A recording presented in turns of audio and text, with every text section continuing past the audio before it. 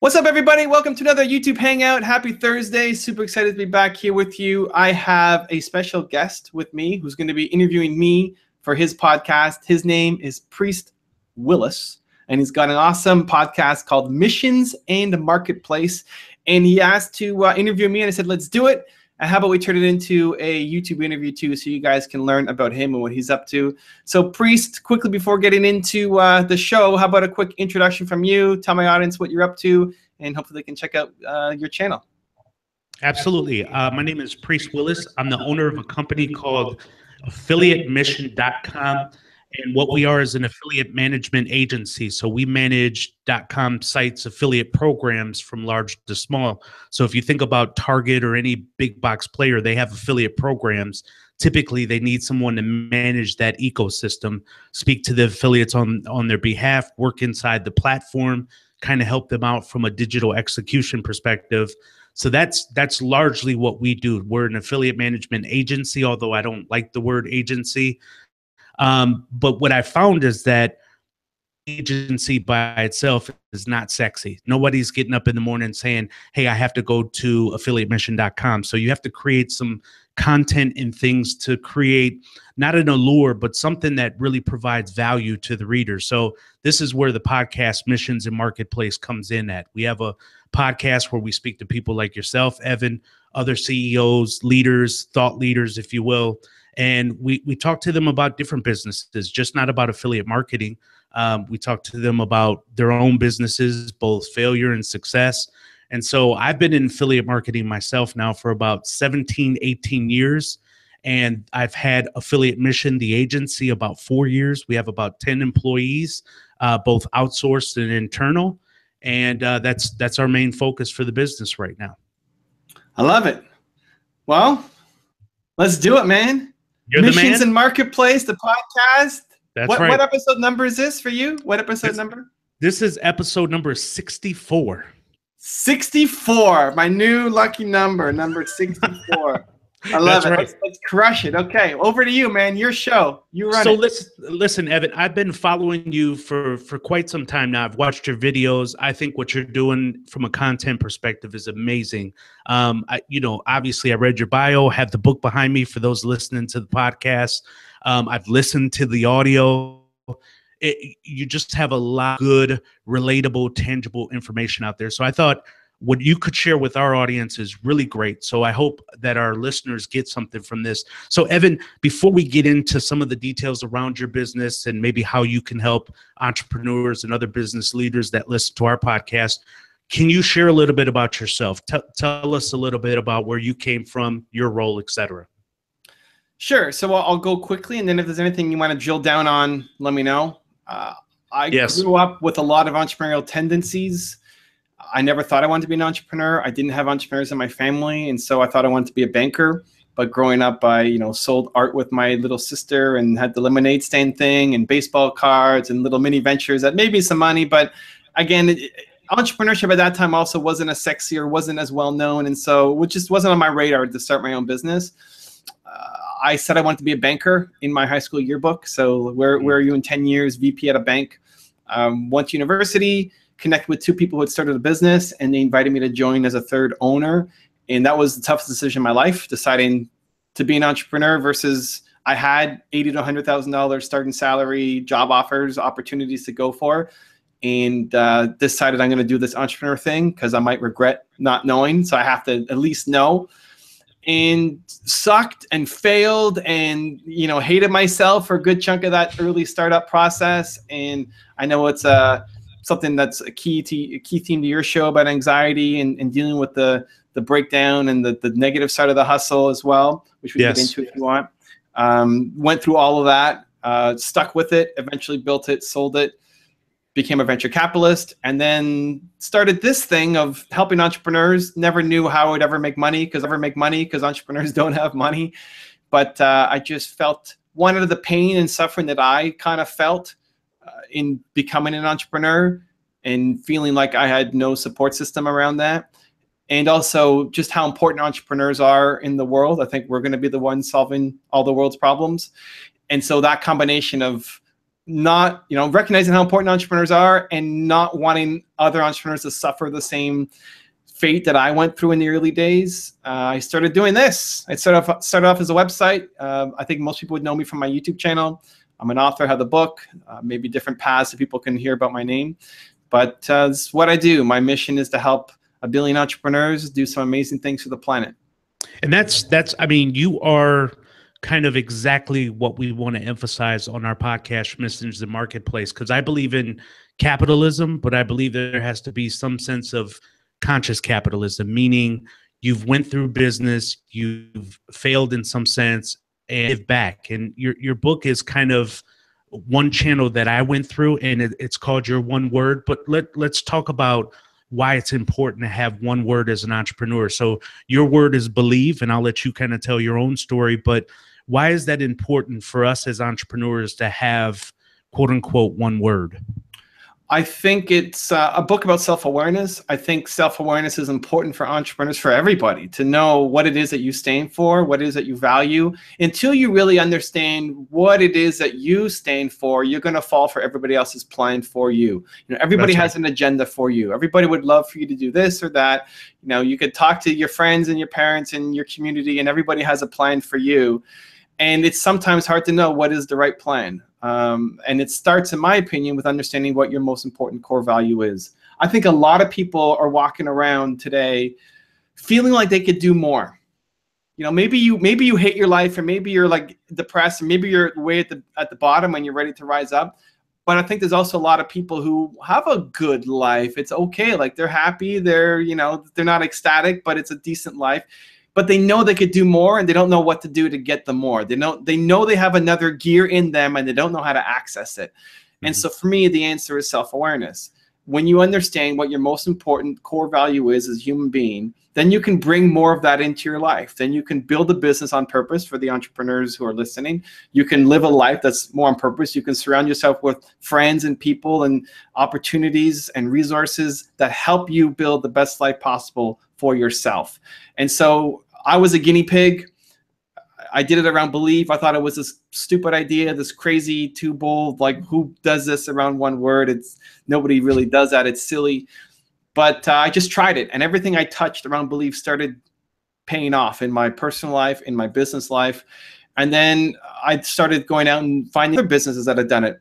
From somebody who built a $50,000 full-time income for themselves around their one word, to somebody who built a $500,000 business and $1 million business and a $5 million business and a $150 million business, all around their one word. And everybody kind of just did it on their own. And I thought, wouldn't it be cool if somebody, like, where's the blueprint to follow these guys? I want to do what they did and build a values-based business that is not just for marketing to say I stand for this and hopefully get customers, but it's genuinely built into the DNA of your business, and that allows you to bring on the right clients and the right employees and the right partners.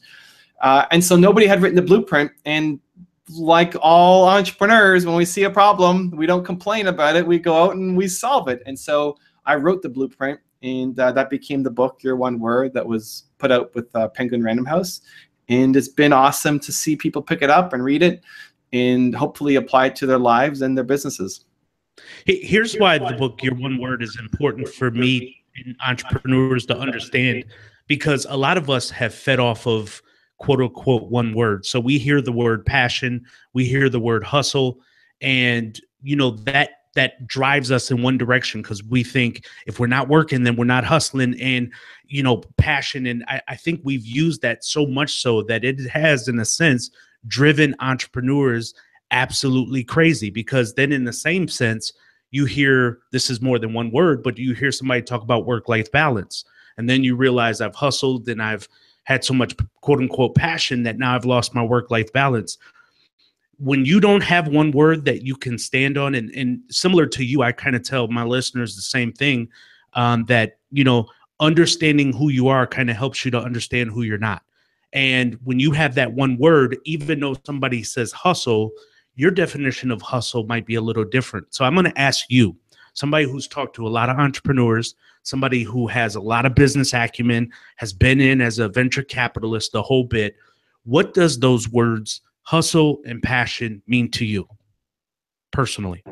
So if I look at passion first, I think it's doing things that you love, trying to be as engaged in the present moment as much as possible. And that for entrepreneurs definitely has a context within their business, but it's also passion for my wife, passion for my 8-year-old son, spending time together doing activities we enjoy, taking him on our annual trip to Disney World that we've done every year.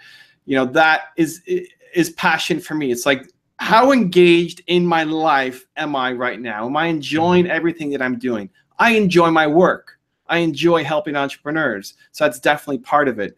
I think people fall out of whack when they're either doing the wrong thing. They're taking some job that they don't enjoy because they're just trying to pay the bills and are stuck in that cycle. Or they have some big goal that they're trying to accomplish, but they're not enjoying the path. Where of all the successful people that we've studied, and we may have studied more successful people than anybody online, if not number one, we're close to it. They enjoy the journey. It's like, yes, there's a destination. Yes, there's a goal. Yes, there's something that we're trying to accomplish together. I want to help 1 billion entrepreneurs. My next goal is 1 million subscribers on YouTube. But it's not so much hitting that goal and saying I'll do anything to get there. It's enjoying each day along the way.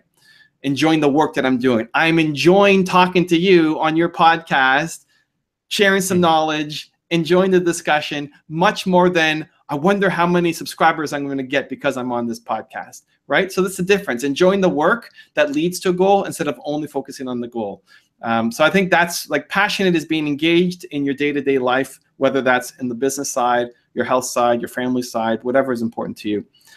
I think hustle, at least for me, I think a lot of people just see it as only in a work context, and you have to go out and hustle and achieve your goal. So work harder, work harder, work harder, but always in a business career focus. Where I think once you understand what you're passionate about, then you hustle hard on all of it. So that's right. I'm hustling in my personal relationship. Like I've been married and we have a great marriage, but I still want it to be better. And some of it is looking for improvements, and some of it is just maintaining the habits that I currently have with my wife and making sure that we always have our time together.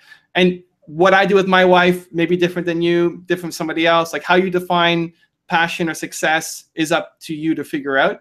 And so I don't judge, like if you need to have, 12 hours a day to meditate, great. Like that's awesome. Just don't complain about not having time to do something else, right? Everything is a give and take balance. And so passion is being in the moment and enjoying your life, and hustle is working hard at making that happen on a consistent basis. That's how I would break it down. Maybe different than what most people would say, but that's the Evan Carmichael definition. Carmichael kind of goes in line with the Priest Willis version, because I kind of tell my listeners that I don't necessarily believe in work-life balance per se. I kind of, that is all in a sense chaotic, but I find my own peace within that chaos. So me personally, I meditate. I take time out to go for walks. I think it's important to feed yourself spiritually just as much as it is intellectually, and listen to podcasts and read other people's books to get to know them better. I mean, even before I got a chance to talk to Evan Carmichael, I read his book, which kind of creates a connection and a spiritual connection, if that isn't too deep for some. But, I read or heard that at one point you almost quit being an entrepreneur. And I know you felt like it sort of sucked what you did initially, but, why did you feel like quitting at first? Was it that you didn't have the hustle or the passion? And what was it that picked you back up and said, you know what, I'm going to continue, but I'm going to veer off in a different direction here? What did all of that make up to who you are today? Yeah. So I told my business partner that I quit on one day early on in the lifespan of my business. And it was because I just felt worthless. I felt like I was working hard. I was hustling. I was pouring every ounce that I had into making that business work. It wasn't that I was missing, I was in university. I wasn't missing my parents. I wasn't missing time. I didn't, I had a girlfriend, but it's not like all of that was fine. It wasn't for trying to pay attention more to my personal life. It was just, I was putting in so much work and effort and I wasn't getting results in my business. And everything else that I applied myself to in athletics, in school, in business, whatever, when I spent time on it, it would get results. Like eventually something would happen. And here I was, if I wasn't working hard, I could understand it, but I was working every day and I wasn't getting any kind of results. And I'm making $300 a month. And at some point it just takes a beating on your self-worth. And I just had enough. Like, I need to feel like I'm a valuable human being. I contributed to myself as well in that I was too embarrassed and ashamed to tell the people around me what was happening, kind of suffering in silence. You know, I turned down those jobs that my friends were going for, and they were, you know, they were living their lifestyle. And I was, you know, jealous, not so much that I wanted to take those jobs, just that they were having success and I wasn't. And I was embarrassed to tell them that I can't come out for pizza and beer with you because that $20 is too much for me. And they seemed happy, and you didn't want to be the Debbie Downer. They would have supported me. It wasn't that I'd be a downer. I just felt embarrassed. You know, I wouldn't go and just complain about how crappy my life was, because I enjoyed most of what I was doing. I just wasn't getting results. And so here I was the guy who turned down these jobs, and they were looking up to me as like, oh, Evan, you know, said no to those guys to do his own thing, and I'm supposed to be living the entrepreneur lifestyle. And here I was, like, not living up to that. Right. And so they wouldn't have really razzed me, or if they really knew that I was having a hard time, they would have been massively supportive. I was just too embarrassed to reach out and show that. And so that made my problem worse, because you have nobody to talk to about it.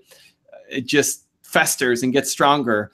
And it all built up into one moment. It was a family dinner. I was at my mom's house, and I had a call with my business partner, and I just told him that I quit. Like, we couldn't agree on where to go. You know, we had, when you're making money, everything's great. It's good to be friends and easy to, you know, agree. Here, like, pop bottles. We're grasping at straws. It's like, what do we do next? Nothing is working. What are we gonna do? And it wasn't anything wrong with him. It was me. I just felt worthless at the end of the day. And so I said, I quit. Like, I need to do something that I feel valuable in. You know, cried my face off that night, had a terrible sleep. And I just woke up the next day and I felt like I can't quit on this thing yet. You know, because there was still something there. There's still something I didn't want to, for me, it's living with regret. I don't want to live with regret. I quit on things all the time. I quit on YouTube videos all the time because it's not working out, or because I've lost my passion. Maybe it did work out, but I'm not excited about it anymore, so I'll drop it. So I'm not afraid of quitting things, but quitting on something where you feel there's still more left, I didn't want that eating me up for the next X number of years of my life. And so I just realized in that moment, and this was another seminal moment for me that kind of shaped the rest of my life, was, hey, I'm not the first guy to try to figure out how to sell software before. Maybe in our, like, super niche biotech software, nobody's built a huge company, but in general, other people have figured out how to sell software before. So what if I just model their success instead of trying to come up with every idea myself? That was one of my beliefs at the time, was like, I need to come up with every idea myself. I need to be the genius to figure it all out. And so that's when I started studying Bill Gates and Microsoft, and like 0 to 1. How did that happen? Not how he makes more money now, I don't care, but like 0 to 1, the idea to making his first million. How do I do that? And I started modeling his success, and Bill Gates saved my company, even though I've never met him in my life. And just waking up that moment feeling, you know, you asked why, like, why did I keep going? It was just, I did not want to live with regret of not putting everything I had into it and letting it die. I had an experience happen to me the year before that I let regret get the better of me, and I vowed never to do that again. And so I had to go back to work, and I had to at least see it through. I could deal with the failure, but I could not deal with not knowing. You know, Evan, this brings me up to another question. Is this why it's so important that even through your book, you quoted a lot of entrepreneurs? You know, right behind you right now, I know, again, people can't see this on the podcast, but for this YouTube live that we're doing, you have Steve Jobs behind you and so many different entrepreneurs. Important that you keep this in front of other entrepreneurs, because these are examples of people who have tried and failed and tried again and succeeded and have been a model for you, and you are, in a sense, trying to be model for others. Why is it important that you interject so much about other entrepreneurs and their success and top 10 statements, YouTube videos, and all that other stuff? So I think it's important, especially when you're doing something as difficult as starting the business. Like, that's going to be one of the hardest things you ever do in your life. It looks so easy, and you see the people making all this money. Like, I could do that. I'm smarter than that guy. Like, I can have a go at it. And then you just realize how insanely hard it is. And no matter how difficult you think, you're prepared for, it's just going to get way harder than that. There's a lot of plus. I'm not like, I love entrepreneurs. I'm not hating on it, but it's just way harder than you think it's going to be. So I think it's important when you're taking on important challenges in your life to create an environment and a routine that supports you for ultimate success, whatever that is. For me, I need a reset every day. I get inspired by being around people who've accomplished big things. So behind me, I've got Steve Jobs, I've got Howard Schultz, who started Starbucks, I've got my parents, because a lot of my values come from them, A.P. Giannini, who started Bank of America, and Kanye West. And each of them teach me different things, and they're on my wall for a reason. But in my books, there's quotes from famous entrepreneurs and successful people. A lot of my YouTube channel is showcasing, these different people. It's for me. I need it. I need the daily reset. I want to start every day being surrounded by these thoughts because it helps me play a bigger game. And so I encourage, your listeners to think about what gets you feeling bold and courageous and excited and ready to go tackle the day, whatever that is. If it's listening to Priest podcast, then like every day, start your day. Whatever time you wake up, listen to the podcast. That gets you fired up and going. Great, because more often than other people being an enemy is we are our own worst enemy. Everybody's had days where you've had this bold vision of like, I want to do this big crazy thing nobody's done before. And then the next day you wake up, it's like, I can't do that. What was I thinking? What was I smoking? Like, I can't do that. It's not even your friends telling you can't do that. It's you telling yourself that you can't do that. And we don't have an environment around us that kind of supports bold, greatness, courageous thinking. And so for me, if I'm around Elon Musk a lot, I'm going to start thinking bigger and bolder like Elon Musk. I don't want to be Elon Musk. I want to be the best Evan Carmichael, but I can pull some of that to help me be me. Unless Elon is taking on a mentorship program or a coaching package, this is the best thing that I got, right? He doesn't have any other way to get closer. And so I think it's important for people to figure out whatever gets them going. And there's no judgment. Like, maybe you need meditation every morning. Great. Go do that. Maybe waxing your eyebrows in the morning makes you feel like a star. Perfect. Like, go do that, right? I don't care. Do the thing that gets you feeling bold and unstoppable. For me, it's learning from successful entrepreneurs. It's always kind of been inspiring to me. And so that's why it's a regular part of everything that I do, and it's in every piece of content that I make, because I make content to inspire myself. And then it's selfish for me, and then I share it. And thankfully, there's a lot of people out there that are like me too. So they want to be surrounded by that in the morning or as part of their daily routine. And so they grow, and my community is Believe Nation, and kind of we're all growing together. But it's not to say that this is the only way to do it. I just want you to do something. If meditation is your game, meditate. Like, if that really centers you every morning, I wish I could meditate. I've tried for years on and off. I've never gotten the feeling from it. But I have no judgment against, like, I want to be able to do it, right? Like, if it works for you, great. That's what you need every day. Like, schedule that in. Make your 15 minutes or 2 hours or whatever you need. Or listen to Priest podcast, or watch the videos, or read a book, or whatever it is, the thing that gets you feeling bold, start your day with it every single day so you can go off and do bold things. Yeah, I subscribe to that wholeheartedly. I mean, me listening to you and you having top 10 things from different entrepreneurs, and just not entrepreneurs. I mean, you had Melody Hobson, which I think is a recent one that I watched. She's a financial analyst type person that does very well. And all these other people, Snoop Dogg, I believe, was one of them. So just not entrepreneurs, but people that are actively either in the marketplace or doing something really powerful in their space. Kanye West, you pointed out, is one of them. I'm doing the podcast because there's questions that I have with business and thought leaders that, to your point, selfishly, I want to hear about, but I thought I'd record it and share it. That's really what my podcast is. I'm not trying to be anybody else for any other reason other than I really want to have a conversation and build something really natural and true with Evan Carmichael. I really want to, when I see his tweets, I really want to be like, yeah, I talked to that guy and everything he says resonates with me. Here's a retweet for you. I want to build real relationships. But let me ask you this. Why is A.P. Giannini your favorite entrepreneur? So that's an interesting one. No, almost nobody knows who he is. So he's the founder of Bank of America, and you're thinking, what? Like a banker is your favorite entrepreneur? How does that even make sense? Well, you did want to start off being a banker, so that kind there's of a connection there. So here's the thing. So A.P. Giannini was an immigrant to America, and he grew up with some of the immigrant stigma, and he had a successful business. He built it. He sold it. He was asked to join a bank, Columbus Savings and Loans. He was on the board of directors. And he said, listen, we should lend money to immigrants, like immigrant, hardworking people. And at the time, you really had to have money to get any kind of loan. They only wanted to lend it to rich people, essentially. And he's like, you know what? Working class people, they need money and they'll pay it back. And so like I'm about belief, right? So he's the believe banker. He's trying to spread this message. And the Columbus Savings and Loans, the bank he was on a board, said, that's stupid. We're never going to do this. So like, stop talking about it. So he decided to open up his own bank called the Bank of Italy at the time. Later became Bank of America, across the street from the original bank. And they say, we are open for business. We are lending money to immigrants and hardworking people because you guys need a break too. Like you guys need money and you can pay it back as well.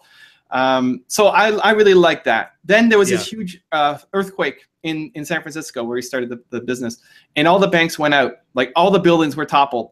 And this is a time where people need money. Like they need money to rebuild their lives. Like imagine you just lost your house, you need money, and all the banks were closed because there were no bank buildings. So he went to where his bank was, took a wheelbarrow, had money in a wheelbarrow, set up two giant caskets and a plank of wood across it, and started lending money to people to rebuild their lives based off of a handshake and a look in their eye. You know, if you can imagine a banker giving you a loan off of a handshake, that look in your eye, Priest, that look in your eye, I know you're good for this, right? And so he would judge a man's worth based off of that. Like he would talk about their calluses on their hands and just the trust that we're gonna do this deal together, and a look in their eye. And so I love that. And over the course of his life, he consistently bet on entrepreneurs with crazy ideas when nobody would. When Walt Disney needed money for his first movie, you know, at the time, nobody ever made a full-length cartoon. They thought full-length cartoon. Nobody's gonna watch a cartoon that's an hour and a half. Like it's a 3-minute short. Nobody wants to watch a cartoon. He was the guy who gave Walt Disney the money to do it. And it's just like story after story after story of just helping the little guy. And so that's what I feel I do in my own way, in my own medium. So he did it with access to capital and banking, betting on the little guy. I bet on the entrepreneur. I do this work because I love it, and I want to see these people create amazing things. And you know, my capital isn't dollars invested, but it's knowledge and motivation shared. And so he's the believe banker for me. And so that's why he's my favorite entrepreneur. And it saddens me so much that people don't know his story. And I talk to the people at Bank of America, and they're like, AP who? We're like, he's your founder. How do you not know the founder of your company? And so there's not a lot out there. And part of my mission, I guess, is to help spread the message a little bit more. But that's why he's my favorite famous entrepreneur. Well, that's interesting. I bank at Bank of America, and I never knew that story until I came across you and you talking about some of your favorite things. And now I even know more about him. Sounds like an amazing guy. Why is Seabiscuit your favorite movie? Biscuit is my favorite movie because there's a lot. You did your homework, right? There's no kidding. Priest does his work before coming on. I like it. Seabiscuit is my favorite movie because it's a belief story. Like the belief is the theme through my life. It's my one word, and it's through, always has been, like always will be. And so, have you seen the movie Seabiscuit? I have. Okay, so Seabiscuit it's a cheesy movie. It's not like the greatest movie of all time. Right. There's a lot of cheese that runs throughout it. And I have kids, like, so I'm not usually the cheesy movie guy. I like the action. I like the Marvel. I like, you know, Captain America, that kind of stuff. But Seabiscuit is about this story. It's based off a true story, which always gets me too. It's this racehorse that is too small. It's never supposed to win anything. That's then partnered up, like they're about to kill the horse. They're partnered up with this jockey that's way too big, and jockeys are supposed to be small. And then they're partnered up with an owner who's going bankrupt and has no money. And it's like all of these losers, like losers in quotation marks, who society thinks is never going to win. Like you have all the odds against you, and they somehow find each other, and they start winning a whole bunch of races. And it's great for themselves, and it's great as a story of personal growth. And we can all see the Seabiscuit inside us, where I want to start a YouTube channel, but all these people have done so much more than me, and I'm the little guy in this podcasting industry. And it's like it's easy to see how you're the little guy. But what I also like about it is it helped lift the nation. So it was a time during the Great Depression in America, and everybody saw themselves as Seabiscuit, as this little horse who could, and it helped lift people's spirits in a time when they needed it most. And so part of my belief and my message is, yes, we want to do it for ourselves, but we also want to do it to give back and inspire others to reach their potential. And so I've seen that movie, I don't know, man, 20, 30 times, a lot. It still gets me, and it's a super cheesy movie, but it's my favorite, so I'm proud of it. Listen, I thought it was important to bring up these items because you are through and through somebody who's just a believer. And there are entrepreneurs out there who are struggling, entrepreneurs that listen to the podcast, I'm sure watch your YouTube video. You have videos, you have an amazing following, and they're always looking for a sense of encouragement. So they can take your story of somebody who felt hopeless and, now you want to be helpful. And that really does, attitude of gratitude really does adjust a lot of things. And for me, I really appreciate having someone like you out there helping entrepreneurs, talking to people like myself, even when you didn't know you were encouraging people like me. That's why I thought it was important to put you on the podcast so I can share with our friends, listeners. Evan, you've been so gracious with your time. Can get in touch with you. Talk about your one word. Where can they pick up the book? How can they get a cool sweater like the one you have on right now? Shirts, just. Hey, man, we want to hear more. How can we get in touch? Yeah, and listen, man, I appreciate the love, and I appreciate everything that you're doing as well on the podcast, and starting with the mission. I mean, that's what hooked me too, when knowing that, here's Priest out trying to make a difference. And so, yeah, it's an obvious win to let's do this. And when for the listeners out there, if you're thinking about starting something, people will want to rally to help you if they believe in the same thing that you believe, right? If you're on an important mission, and yes, money is important. It's like money is not number one, but it's also not number 30 either, right? Like, you got to make money, but if there's something more important, there has to be something more important. You'll be able to get people on your cause. You can move a lot faster. So Priest and I have a similar message. I'm super humbled and honored that you're on this path too, and trying to spread a positive one to all your community too. So thank you. In terms of reaching me, YouTube is probably where most people would know me. So you can check out the channel, Modeling the Masters, or just Evan Carmichael.